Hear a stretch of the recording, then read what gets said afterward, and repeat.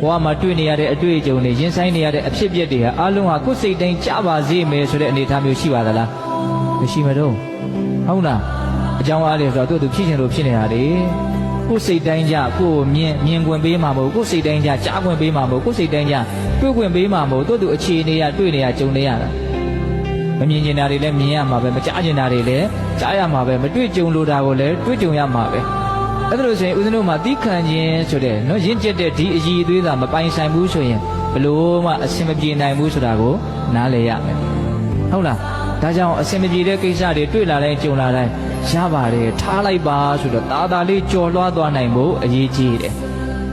ဟုတ်လားသီးခံခြင်းဆိုတဲ့အည်အသွေးအလွန်မှလိုအပ်တယ်နော်ဒီမခံနိုင်လို့လည်းပဲဦးဇင်းတို့တကယ်တမ်းစိတ်တိုင်းမကြတဲ့ကိစ္စတွေကစိတ်တိုင်းကြသွားတာတော့လည်းမဟုတ်ပါဘူးသီးမခံလို့ဒေါသဖြစ်လို့ပူကလောင်ရတာပဲအဖက်တင်တာပါပဲဟုတ်လားဒါကြောင့်သီးခံခြင်းတရားနဲ့နော်ရင်ဆိုင်ဖြည့်ရှင်းနိုင်မယ်ဆိုရင်အဖြေကပိုးပြီးတော့ကောင်းကောင်းမွန်မွန်ထွက်လာမယ်သီးမခံနိုင်ဘူးဆိုလို့ရှိရင်တွေ့နေရတာအဆင်မပြေတာတစ်မျိုးသီးမခံလို့ဒေါသနဲ့တုံ့ပြန်လိုက်လို့ပိုးပြီးတော့ဆိုးဝါးလာတာကတစ်မျိုးပိုးပြီးတော့အခြေအနေပိုးပြီးတော့ဆိုးဝါးတဲ့အဖြေကိုပဲရမှာဒါကြောင့်သီးခံခြင်းတရားဖြင့်တာလည်းအရာရာကိုဦးဇင်းတို့ရင်ဆိုင်နိုင်မယ်ဆိုရင်အလွန်ကောင်းတဲ့အကျိုးရလဒ်တွေကိုရမှာပဲဟုတ်လားဒါကြောင့်မြတ်စွာဘုရားသီးခံခြင်းတရားကိုဘယ်လိုတောင်ဟောထားတော့ခန္တီပရမတ္တဘောတိတိခသီးခံခြင်းဆိုတဲ့အလေးအကျင့်ဟာ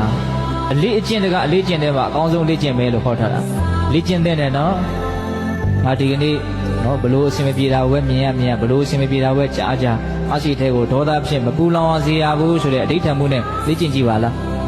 သူဖြစ်ချင်ရဖြစ်စမ်းမစေမစိတ်ထဲကိုအဲ့ဒါကဝင်ပြီးတော့မထိခိုက်စေရဘူးဆိုတဲ့စိတ်နဲ့လေ့ကျင့်ကြည့်ပါလားဒီနေ့ကစာလေးတစ်ပုဒ်ဖတ်ရတယ်တော့နိုင်ငံခြားစာရေးဆရာတယောက်ရေးထားတာပါဘုရားဟောဒေသနာတော့မဟုတ်ပါဘူးသို့တော့ကောင်းလွန်းလို့ကြိုက်လွန်းလို့နည်းနည်းတော့ပြန်ပြောကြည့်ခြင်းတခါရာရှိတယောက်ကနော်တစီကားငှားပြီးတော့မြို့ထဲကိုသွားတာတဲ့တစီလေးနဲ့သွားတာပေါ့တမျိုးလေးရောက်တော့လမ်းတနေရာရောက်တော့ကားတစ်စင်းကဘောဆိုရှေ့ကနေပေါ်လာတယ်တိုက်တော့မလို့ဖြစ်သွားတာပေါ့အဲ့ဒါနဲ့တစီသမားကလည်းအလွန်ကျွမ်းကျင်တဲ့ကားကိုခွတ်ချလိုက်တယ်မတိုင်ဘူးဟောစရာကောင်းတာရှေ့ကမှားတဲ့ကားသူတို့ရှေ့ကကိုယ်လာတဲ့ကားသူကလည်းမှားသေးတယ်အဲ့ဒါကားတကားဖွင့်ပြီးတော့အယုဒ္ဓနတ္တဆဲပြီးတော့လက်သီးထောင်ပြတော့အရန်စိတ်ဆိုးဘူးဒါပေမဲ့နောက်ကတစီသမားပြုံးနေတယ်ပြန်ပြောတော့လက်ပြလိုက်သေးတယ်ဘာမှမဖြစ်ဘူးအဲ့ဒီအရာရှိကအလွန်အံ့ဩတယ်တဲ့အော်အထင်လည်းကြီးသွားပါဒီတစီသမားကိုအဲ့ဒါနဲ့မမေးပဲမနေနိုင်ဘူးမေးတာပေါ့နေသမ်းပါအောင်ပေါ့ကျုပ်တို့ခဏနေခုနတော့မှဆိုတော့ကားတိုက်ခံမဲ့သေးနည်းနည်းလေးပဲလိုတော့တယ်ပေါ့ခင်ဗျားနဲ့ကျုပ်ဆေးရုံရောက်တော့မှလည်းနည်းနည်းပဲလိုတော့တယ်ကိုလူကသူလည်းမှားသေးတယ်ခင်ဗျားကိုဆဲလဲဆဲသွားတယ်လက်သီးလည်းထောင်ပြသေးတယ်အဲ့ဒါတော့ခင်ဗျားကပြုံးပြုံးရွှင်ရွှင်နဲ့နော်တီးခံပြီးတော့ဘလို့နီးနဲ့ဘလို့